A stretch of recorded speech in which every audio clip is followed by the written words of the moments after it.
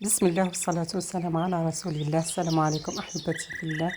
جبت لكم اليوم وصفة طاجين الزيتون بطريقة سهلة وبسيطة على طريقتي. نبداو على بركة الله. أول حاجة لهنا رحيت رصة بصلة يكون متوسط مع سنينة تاع الثوم، ومن جهة أخرى لهنا حطيت قليل من الزيتون مع الجزر مع الفخذ.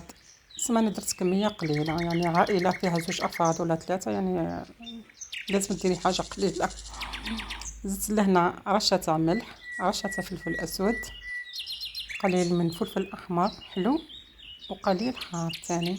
نتوما ديروا لي زيبيس لي كما نقولوا لي تحبوا. درت كركم تاني وزنجبيل.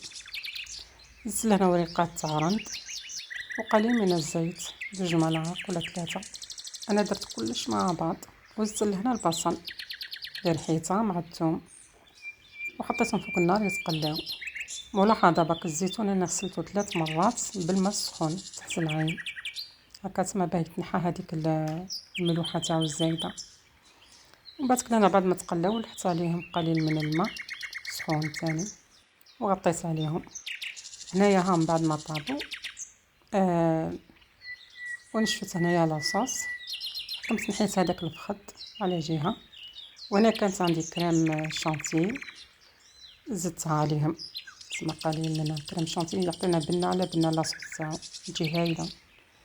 قلت نخليها هكاك على الاقل نختصر بها الشرب.